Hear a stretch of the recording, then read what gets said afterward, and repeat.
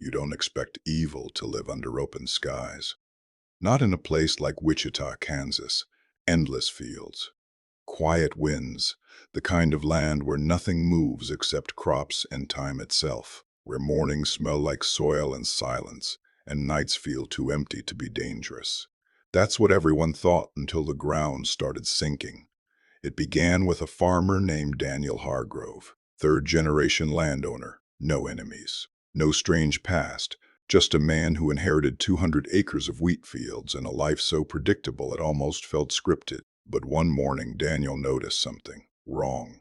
A section of his field nearly 40 feet across had collapsed inward overnight. No storm, no earthquake, just gone, like the earth had opened its mouth. At first he thought it was a sinkhole. Kansas soil can be tricky. It happens.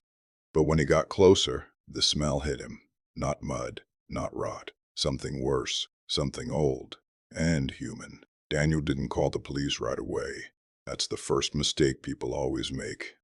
They try to explain it, rationalize it, convince themselves the world still makes sense.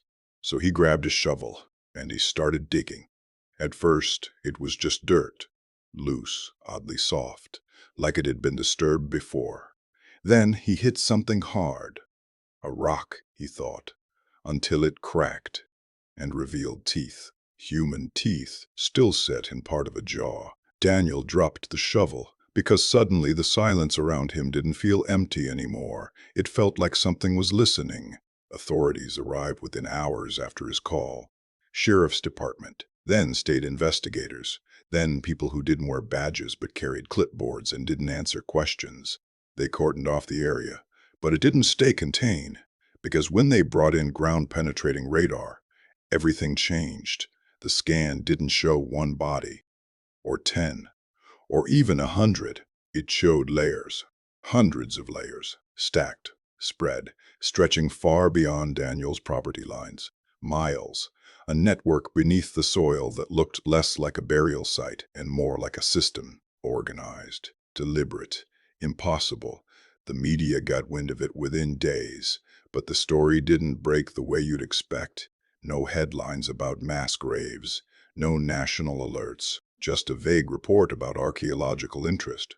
That was the second mistake, because people started digging on their own. Locals whispered first, about strange bones found years ago, about livestock going missing, about how some parts of the land were always avoided, passed down like unwritten rules. Don't plant there, don't dig there, don't ask why. Daniel remembered hearing those warnings as a kid. He just never believed them. Until now. The deeper investigators went, the worse it got. The remains weren't just human. They were altered. Bones cut in patterns too precise to be random. Skulls cracked open in identical ways. Ribs separated cleanly, almost surgically. And then came the detail that made seasoned forensic experts step back. Bite marks. On nearly every bone. Human bite marks. This wasn't just a graveyard. It was a feeding ground. Carbon dating only made it more disturbing. The remains weren't from one time period. They spanned centuries. Some were over 300 years old. Others far more recent, as in decades, meaning whatever happened here didn't stop. That's when they expanded the search. What they found beneath neighboring land made Daniel's discovery look small. Tunnels, collapsed mostly, but unmistakable. Man-made, running in branching paths like veins under the earth, some wide enough to walk through, others barely crawl spaces, and inside those tunnels, more bones, more marks, more evidence of something that wasn't just survival. It was ritual. One investigator reportedly quit on the spot, not because of what he saw, but because of what he heard. He claimed that deep inside one of the tunnels, past the smell and the suffocating air, he heard movement. Not echoes, not settling dirt. Movement. And something that sounded like chewing. No one officially confirmed his statement, but he wasn't the only one. Daniel, meanwhile, wasn't allowed back on his land. It was seized under temporary investigation authority, but temporary turned into weeks, then months, then silence, Every time he asked for answers, he got the same response. It's under review. That's when he started digging into the past, and what he found made everything worse. Records from the 1800s mention something strange about that region. Entire groups of settlers disappearing. No signs of struggle. No bodies. Just gone. At the time, it was blamed on raids, disease, migration. But there were inconsistencies. Too many. Patterns that didn't fit. Families vanishing overnight. Wagons left behind. Food still cooking. Doors wide open. As if people didn't leave. They were taken. And then Daniel found something else. A journal entry from 1871, written by a man who had traveled through the area. It read, "The land here is wrong. The ground breathes. At night, we hear them below us. Not animals, not spirits. Something that eats. Something that eats. We leave at first light. We do not speak of this again." Daniel couldn't shake the feeling that this wasn't history. It was a warning, one that no one listened to. Meanwhile, the investigation grew more secretive, more restricted. Military vehicles were reportedly seen near the site, access roads blocked, drones patrolling overhead. Officially, none of it existed, but locals knew better. Because the land started changing, animals stopped coming near, birds avoided flying overhead, even the wind seemed different, like it carried something with it, something you couldn't see, but could feel. And then came the night. Everything escalated. A security guard stationed at the perimeter disappeared. No struggle, no signs of forced entry, just gone. The only thing left behind was his flashlight, still on, pointing toward the ground. When they checked the footage, it showed him standing still, looking down, for nearly 3 minutes, not moving, not reacting, just staring. Then suddenly, he stepped forward and dropped out of frame, as if the earth had swallowed him. No sinkhole was found in that spot, no opening, nothing, just undisturbed soil. That was the moment they realized something terrifying. Whatever created those tunnels, whatever fed on those bodies, might not be gone, and it might not be buried. Daniel got a call that same night. No caller ID, just a voice, low, calm, almost amused. It said only one thing: "You shouldn't have dug." The line went dead. That's when Daniel made a decision. If the authorities weren't going to tell the truth, he would find it himself. Because somewhere beneath that land was something that had been feeding for centuries, something that built tunnels, something that left behind miles of bones, and maybe something that was still hungry. Daniel didn't sleep that night, not after the call, not after hearing a voice that sounded less like a person and more like something that had learned how to pretend. You shouldn't have dug. 4 words, but they echoed in his head like a warning that came too late, because he already had, and whatever was buried beneath his land now knew his name. By morning, Daniel wasn't waiting for answers anymore. He was done asking permission. So he drove back.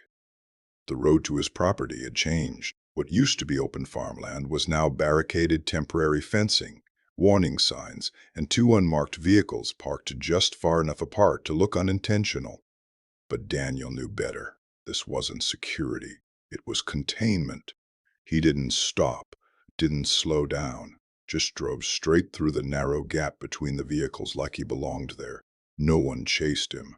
No one shouted. That was the first thing that felt wrong. The second thing was the silence.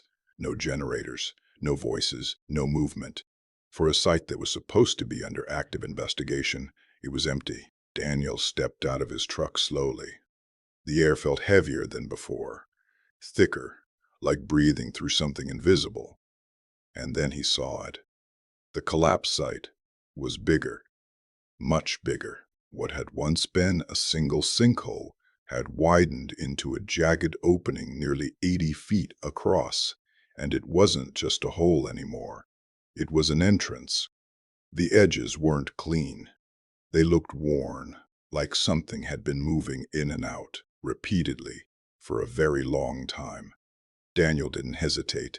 That's what fear does when it goes too far. It stops feeling like fear.